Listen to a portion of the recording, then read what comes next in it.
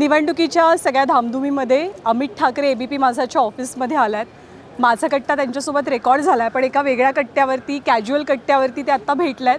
तर त्यांच्याशी संवाद साधूयात आणि ही महापालिकेची निवडणूक वैयक्तिकरित्या अमित ठाकरेंसाठी कशी वेगळी ठरते हेही जाणून घेऊया. निवडणुका किंवा निवडणुकीचं वातावरण आय एम शुअर घरात काही नवीन नाही आहे, पण ही महापालिकेची निवडणूक तुमच्यासाठी कशी वेगळी आहे, वेगळी ठरते आहे, वेगळी वाटते तुम्हाला?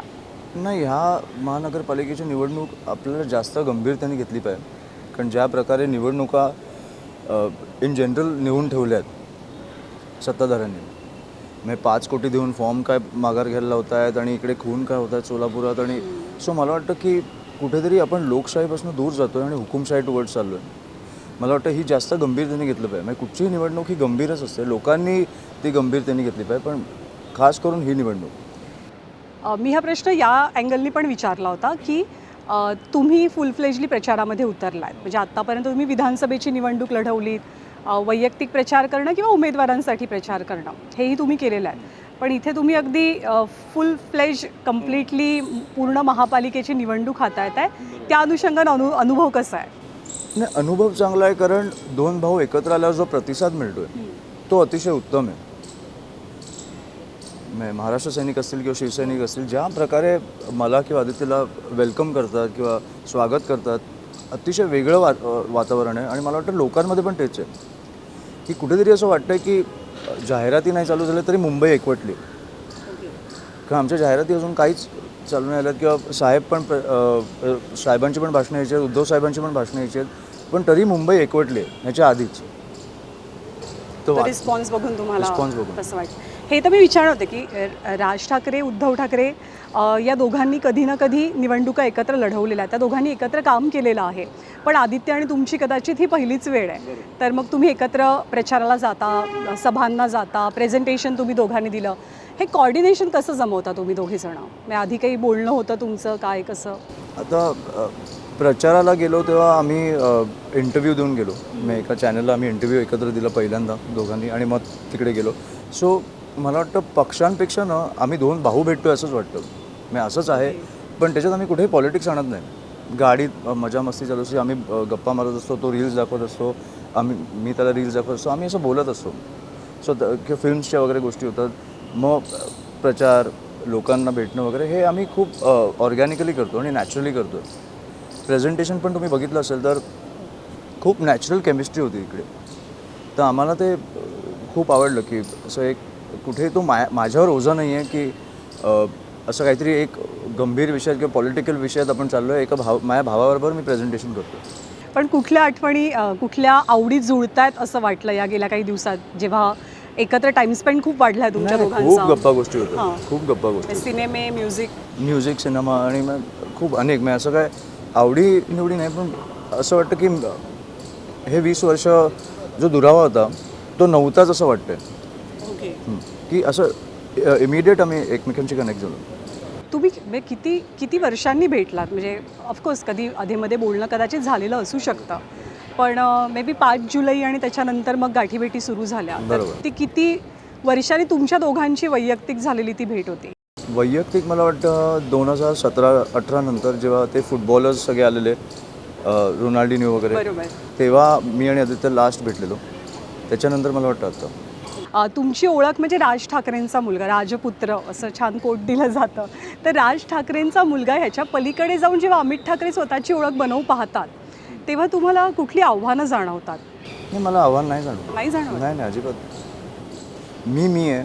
तुम्हाला स्वीकारायचं तर स्वीकारा, नाकारायचं तर नाकारा. मी बदलू नाही शकत. तुम्हाला आवडलो तर आवडलो, पण मी आहे. मला जे करायचं ते मी करणार. कामांच्या बाबतीत पण मी फेक नाही बघू शकत, मी खोटं नाही बोलू शकत. साहेबांचं ओझं, माझ्या बाबांचं ओझं घेऊन मी पुढे नाही जाऊ शकत, कारण त्याला तोडच नाही आहे. सो मी तो विचारच नाही करत. पण हे तुम्ही स्वतः केव्हा स्वीकारलं? कारण हे खूप मुलांना स्वीकारणं कठीण जातं की मी आहे, माझे वडील किंवा माझी आई माझी आई आहे, म्हणजे त्यांचा मी बाबांची मी स्वीकारलं नाही आहे. स्वीकारणं नाही बोलता येणार, कारण शेवटी ते कुठेतरी मी त्या झाडाखालीच असणार. पण मला वाटतं बाबांचे मी खूप स्पीचेस, भाषणं बघायचो. राजकारणात आल्यावर मी ते बंद केलं. अच्छा. ते प्रेशर नको म्हणून, कारण मला माहिती आहे की माझी तुलना ह्यांच्याशी होते. सो मी त्यांचा इंटरव्ह्यू किंवा त्यांचं भाषण असं एकदा बघतो होता आणि मला असा झटका बसतो की अरे तुझ्याकडनं पण तीच अपेक्षा आहे. मग मी बंद होतो. आधी मी 5-5, 10-10 वेळा बघत बसायचो त्यांचं रात्री झोपताना यूट्यूबवर. आता मला तो स्ट्रेस येतो, पण असा स्ट्रेस नाही आहे, पण ते कसं बोलतो आपण, मी तो जबाबदारी पण मी तो घालवायचा प्रयत्न करतो. तुमची विधानसभेची निवडणूक पण खूपच रिसेंट आहे आणि विधानसभा निवडणुकीतला पराभव आम्ही शुअर काही फार सोपा नव्हता तो पचवणं, एक्सेप्ट करणं. तो निकालाचा दिवस आठवतोय तुम्हाला? काय? मी चुकलो की ह्या लोकांची 5 वर्ष गेली. ओके. मला कसं आहे की मी एका प्रामाणिक हेतूने उतरलो आणि मला माहीत होतं की मी माहीम दादरचं काय करू शकतो जर माझ्या हातात आलं असतं तर. कसं आहे, करणं आणि करवून घेणं ह्याच्यात दोन वेगळ्या गोष्टी आहेत. पण मग त्या दिवशी कोणी तुम्हाला सगळ्यात जास्त मदत केली की सावरण्यासाठी म्हणा किंवा हे एक्सेप्ट करण्यासाठी? नाही, मी असं काय डिनायल वगैरे? नाही, धक्का बिक्का मला नव्हताच. मी रिलॅक्स्ड होतो. मी फक्त चुकलो की आता आपली 5 वर्ष गेली. पण मग घरी काय रिॲक्शन होती? राजसाहेबांची असेल, आईची असेल, ते मेहनत तर सगळ्यांनी केली होती. कारण पण कसं असतं ना की तुम्हाला जेव्हा काहीतरी प्रामाणिकपणे करायचं असेल आणि लोकांनी नाकारलं ना, तर ते लोकांचा लॉस आहे म्हणून आम्ही बघतो. त्याच्यामुळे आम्हाला फरक पडतो की आता 2029 बघू तुमचे डोळे उघडतात का, किंवा ही निवडणूक आहे जी काय स्तराला नेऊन ठेवले तुम्ही. केंद्र त्यांच्या हातात, राज्य त्यांच्या हातात, स्थानिक स्वराज्य संस्था पण त्यांच्या हातात गेल्या. तर काय होऊ शकतं हे आपण एकदा विचार केला पाहिजे. पण या सगळ्यांनी अर्थातच जेव्हा पराजय होतो किंवा पक्षाला यश मिळत नाही, वैयक्तिक यश मिळत नाही, थोडंसं डिप्रेस वाटतं. सो जेव्हा अमित ठाकरेंना डिप्रेस वाटतं तेव्हा त्यांचा गो टू पर्सन कोण असतो? मिताली अच्छा किंवा कियान. अच्छा. डिप्रेस वाटल्यावर हो, ते दोघं. Do you share something? I share everything. मी कियानला पण बोलतो, त्याला कळत नसेल तरी एकटा असं रूममध्ये बसवतो आणि मग त्याला बोलत बसतो आणि तो काहीतरी वेगळाच, माझ्या पायावर कोळी आला आणि तो त्याचं काहीतरी सांगत बसतो, मी माझं सांगत बसतो. सो आमचं चालू असतं. स्ट्रेस बस्टर आहे तो एक प्रकारे. तुमच्या खरं तर मिताली आणि तुमच्याबद्दल फार कधी तुम्हीही बोलला नाहीत, कधी विचारलंही गेलं नाही. कसा तुमचा बॉन्ड स्ट्रॉंग आहे? म्हणजे स्ट्रॉंग आहे होता. मी कसं सांगू, मी लहानपण 16 वर्ष ओळखतो मी तिला. 11वीत भेटलो आणि मला वाटतं की तेव्हापासून आता तो वाढत गेला आहे. टचवूड म्हणजे तो वाढत गेला आहे. काही लोकांना ते फॉल आउट ऑफ लव्ह किंवा कधी असं होतं, पण ते वाढत गेलं. So I am really glad. आणि बॉन्ड ॲक्च्युली माझा, मी आता वर पण बोललो, कॅन्सरनंतर जास्त झालं. कारण त्या काळात ती मुलगी मला हे धरून राहिली, सपोर्ट केला, माझ्यावर थांबली. सो कारण मी कसा दिसायचो मी सगळ्यांनी बघितलं होतं तेव्हा. सो या. पण आय एम शुअर मितालीला पण थोडं अवघड गेलं असेल एक्सेप्ट करणं, कारण राजकीय बॅकग्राऊंड काही मितालीचं नाही आहे. सो कशी मदत केली, कसं सगळ्यांनी एकमेकांना सामावून घेतलं की राजकीय घराणं, ठाकरेंचं घर म्हणजे राजकारण आहे त्याच्यामध्ये? राजकारण नसतं. ओके. माझ्या वडील आरामात, मिताली जाऊन माझ्या वडिलांकडे बसते. मला काही गोष्ट कधी माझ्या बाबांना सांगायची तर मी मिताली थ्रू सांगतो, कारण त्यांचं एवढं चांगलं नातं आहे. जसं उर्वशी आणि त्यांचं आहे तसं मिताली आणि त्यांचं आहे. सो घरी असं राजकारण नसतं. तिला तसा काही प्रेशर नाही आहे घरी. तुम्ही तुमच्या आजारपणाचा आता उल्लेख केलात, तर कदाचित पुढच्या प्रश्नाचं ते उत्तर असू शकतं, पण तरी मी तो प्रश्न विचारते की असा कुठला तुमच्या आयुष्यातला क्षण आहे की जो तुम्हाला खूप आरपार बदलवणारा ठरला? एक पॉईंट येतो आपल्या आयुष्यात की आपल्याला खूप गोष्टींचं रिअलायझेशन होतं, आपण बदलतो. कॅन्सर. मे बी दॅट हो, फील्स. 17 हॉरिबल. विचित्र होतं ते. त्याच्यातनं ओव्हरकम व्हायला कुणाकुणाची मदत झाली किंवा तुम्ही? कारण हा प्रश्न मी ह्याच्यासाठी विचारते, खूप लोक या आजाराचं नाव ऐकून खचून जातात, कम्प्लिटली खचून मी पण जातात. खचलेलो. काही त्याच्यात मोठं नाही. म्हणून तर आम्ही आत्ता आमच्या वचननाम्यात एक मोठं कॅन्सरचं हॉस्पिटल जे आंतरराष्ट्रीय लेवलचं असणार आहे हे आम्ही उघडणार आहोत. कारण मला माहिती आहे अर्ली डिटेक्शनचे फायदे काय असतात. सो मला वाटतं की तो आमचा एक मुद्दा आहे त्याच्यात. सोशल मीडिया खूप आपल्या आयुष्याचा एकदमच माझ्या नाही हो. नाहीये. नाही, सोशल आय मीडियामध्ये वॉज मी अबाउट टू आस्क, तुम्ही खूप कमी असता. खूप कमी आहे. मी काही कारण आहे स्पेसिफिकली? नाही, मला नाही जमत. मला अजिबात नाही जमत की मी कुठची तरी मीटिंग करतोय, फोटो काढा टाका किंवा कुठेतरी भाषण देतोय. आता माझं सगळं सोशल मीडिया मिताली सांभाळते. म्हणून तुम्हाला वाटत असेल की थोडं स्पीडअप झालं आहे. पण मी अजिबात नाही आहे. म्हणजे मला माझ्या आयुष्यात मी काय करतो हे मला दाखवायला आवडत नाही. You are very private person. हां, प्रायव्हेट. म्हणजे लोकांची कामं असेल मी त्या माणसाचं काम करेन. पण आता मी मंत्री झाल्यावर असं नाही फोनवर बोलत रेकॉर्ड कर मला की ह्या कॉन्ट्रॅक्टरशी बोल, अरे तुम्हाला काय मदत पाहिजे का, मी करतो वगैरे. हे मला हा कोणाला टोला आहे का? मी जे सांगतो मला नाही जमत. मी आता सोशल मीडिया काय लेवलला वापरलं ते मला कळतंय. हां, पण म्हणजे ॲक्च्युली सोशल मीडियाशिवाय सध्या कोणाचंच काही होत नाही अशी परिस्थिती. सॉरी माझं जरा नाकाचं हे. That's okay. पण मग सोशल मीडियाचे ट्रोल्स पण आपल्या आयुष्याचा एक भाग बनून जातात. सो तुम्ही त्या ट्रोलकडे लक्ष देता, ऐकता, बघता, काय करता? अजिबात नाही. कोण बघणार? मी माझा जेव्हा एक पोस्ट किंवा माझे फोटोज जेव्हा जातात तेव्हा ते जातात. त्याच्यानंतर मी खाली जाऊन कॅप्शन्स नाही बघत. माझ्याकडे एक टीम आहे जी मला सांगते की काहीतरी उत्तम कॉमेंट आल्यावर जी पाठवते किंवा कन्स्ट्रक्टिव्ह क्रिटिसिझम असेल तर ते पाठवते की इकडे सुधरू शकतो इकडे. पण जे उगाच जे ट्रोल्स येतात ना त्यांच्याकडे मी लक्ष पण देत नाही. सो आणि मला फरक पण पडत नाही त्याच्यामुळे. आता तुम्ही कम्प्लिटली राजकारणी बनलाय, तुमच्यावर तो काय आता स्टॅम्प मला हे बसलाय. पण ऐकू आलं की त्या प्रेझेंटेशनला पण ट्रोलिंग झालं काहीतरी. झालं की हो. तुम्ही ब्लँक झालात त्याच्यावरनं, हां, खूप मी ट्रोलिंग ब्लँक आता झालं. ब्लँक का नाही होऊ शकत माणूस. पण प्रेझेंटेशन उत्तम झालं. एंडला मी बोलताना काहीतरी मी विसरलो. ठीक आहे ना, माणूस आहे. सो अशा गोष्टींमध्ये ट्रोल केल्यावर जर फरक पडायला लागला तर मग ह्या क्षेत्रातच नको यायला. पण तुम्ही राजकारणात नसता तर कुठल्या क्षेत्रात असता मग? फिल्म लाईनमध्ये बिहाइंड द कॅमेरा वगैरे काहीतरी मला करायला आवडलं असं, डिरेक्शन किंवा. ओके. म्हणजे ठाकरेंचं घरच कलाकारांचं घर आहे. म्हणजे तुमच्या घरात तर संगीत आहे, तुमच्या घरात कला आहे, सगळं आहे. तर अमित ठाकरेंना राजकारणाव्यतिरिक्त काय काय आवडतं नेमकं? खूप मला पेंटिंग करायला म्हणजे ड्रॉइंग करायला आवडतं, कॅरिकेचर्स काढायला आवडतात. मी आता कियान आता तबला शिकतोय पण मी आता त्याच्याबरोबर एक वाद्य हे शिकायला लागणार आहे. सो मला अशा वेगवेगळ्या गोष्टी आवडतात. तुम्ही केमसोबत एखादं म्युझिक इन्स्ट्रुमेंट Music शिकताय, instrument. कोणतं? ते तर विचार करतो. तो आत्ता तबला अच्छा. शिकतो आणि चांगला वाजवतो 3 वर्षाचा असताना. मग त्याला बेसिक कळतं. सो तबला शिकू दे आधी असं नाही. पण मी जेव्हा तो नवीन इन्स्ट्रुमेंट शिकेल तेव्हा मी पण त्याच्यावर शिकेन एक. कियानसाठी हा बदल त्यांनी मी कसा पियानो accept- वाजवतो बेसिकली. ओके. हां, सो पियानो येतो मला आणि एकदम उत्तम नाही पण पियानो येतो. मग ती एक कला आहे तुमच्यामध्ये. कियानसाठी हा सगळा बदल कसा आहे? खूपच हलचल वाढली असेल घरातली, तुम्ही सगळेजण बाहेर प्रचारामध्ये. हो, मला भेटायला नाही मिळत त्याच्यासाठी.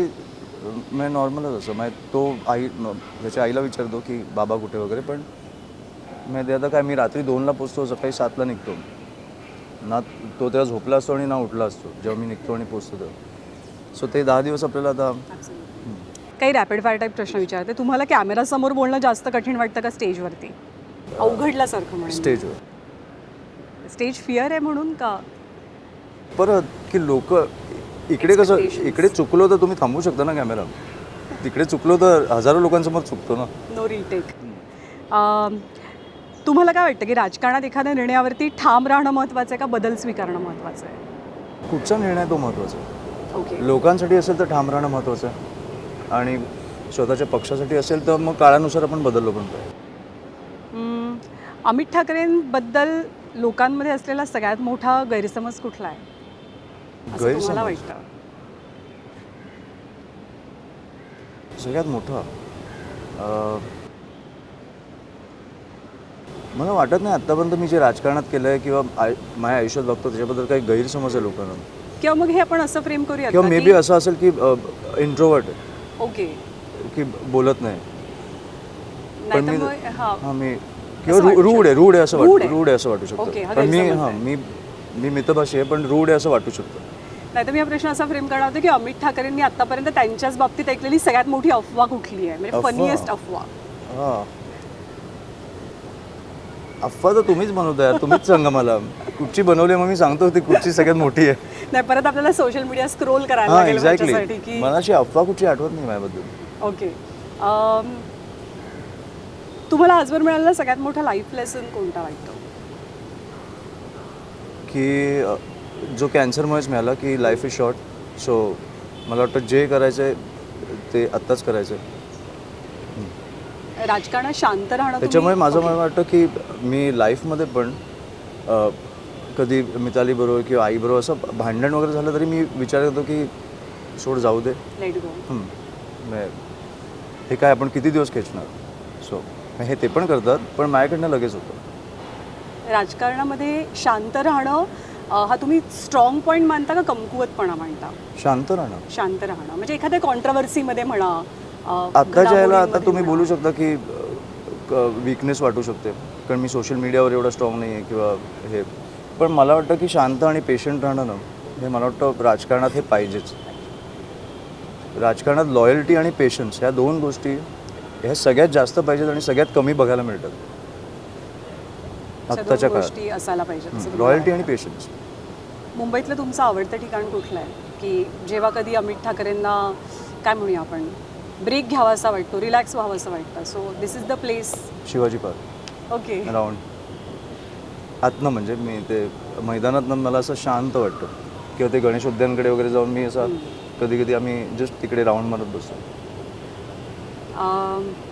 एका ह्या प्रश्नाचं उत्तर तुम्ही दिलं आहे, पण तरी मी परत विचारते की भाषण देणं आवडतं का ऐकणं आवडतं? ऐकणं ऑब्विसली ऑलवेज, पण समोर कोण आहे ते पण आहे. अच्छा. राजसाहेब असतील तर ऐकणं आवडतं, उद्धवसाहेब असतील तर ऐकणं आवडतं, पण बाकी आत्ता चालू होतं तुमच्या इकडे, मग ते ऐकणं आवडतं का? ते तुम्हाला तरी avoid ऐकणं करणं आवडतं का? नाही, तुम्ही मला अडचणीत टाकणार. It is your interview, it is not my interview. कोणताही कठीण निर्णय घेताना तुम्ही म्हणजे मनाचं ऐकता, हृदयाचं ऐकता, ब्रेन और हार्ट? नाही, अगेन डिपेंड्स. मी असं रॅन्डमली कधी काही गोष्ट करत नाही. सगळ्या गोष्टी विचार करून करतो, आणि कधी मला वाटत असेल की काही डाऊट आहे तर मग लोकांशी बोलून करतो की केला पाहिजे की नाही. सो मी असं कधी असं ऑन द स्पॉट करत नाही. ओके. आता फॉर एक्झाम्पल काही गोष्टी होतात माझ्याकडनं, प्रेस बेससमोर बोलताना मी जे माझे फिलिंग्स आहेत ते बाहेर येतात. फॉर एक्झाम्पल महाराजांच्या वेळेला प्लॅन नव्हतं, पण ते हार्टनी झालं. झालं. आता सोलापूरच्या वेळेला प्लॅन नव्हतं, पण ते मनातनं आलं. सो अशा गोष्टी मी कंट्रोल नाही करू शकत, पण नॉर्मली कुठची काही गोष्ट करायची मी विचार करतो. तुम्हाला असं वाटतं की 1-2 गोष्टी म्हणजे तुम्ही खूप तुलनेनं उशिरा राजकारणात आलात, मुलं खूप लवकर राजकारणात येतात, आदित्य पण खूप लवकर राजकारणात आले, तर तुम्हाला असं वाटतं की इथे येण्यापूर्वी या 2-4 गोष्टींना आपण अजून करायला हव्या होत्या, शिकायला हव्या होत्या, आणि मग एंट्री घ्यायला हवी होती? नाही, तुम्ही जेव्हा तुमच्याकडे एक अपॉर्च्युनिटी येते, संधी येते, तेव्हा त्या संधीचं तुम्ही काय करताना हे महत्त्वाचं आहे. फॉर एक्झाम्पल नाशिकमध्ये आमच्याकडे जेव्हा संधी आली तेव्हा मी पण त्या कामांमध्ये खूप लक्ष घातलं.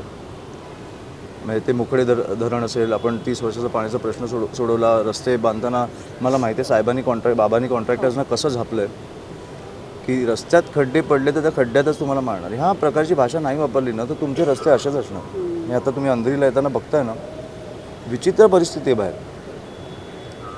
5 वर्ष ठाण्यात हे रस्त्यांवर खड्डेच पडले नाही, पाऊस असू दे काही असू दे. सो मला वाटतं कुठेतरी ती शिस्त आली पाहिजे आपल्याकडे. प्रत्येक निवडणूक काहीतरी शिकवते आपल्याला, तर या निवडणुकीनंतर काय बदललेलं असेल अमित ठाकरे? फ्युचर कसं सांगू मी? एखाद दुसरी गोष्ट की जी तुम्ही ऑब्झर्व केली आणि ठरवली की आपण काय हा बदल बदललेलं असेल करायचा? म्हणजे जे मी आशावादी आहे ह्या गोष्टीबद्दल की दोन्ही भावांची सत्ता असेल आणि मुंबईचा मराठी महापौर असेल. तुम्हाला तुमचं स्वप्न पूर्ण करण्यासाठी शुभेच्छा आणि मनापासून आभार की एक मोठा इंटरव्ह्यू संपून पुन्हा तुम्ही वेळ दिलात. Yes, but yes. Thank you so much. Thank you, धन्यवाद. एबीपी माझा, उघडा डोळे बघा नीट.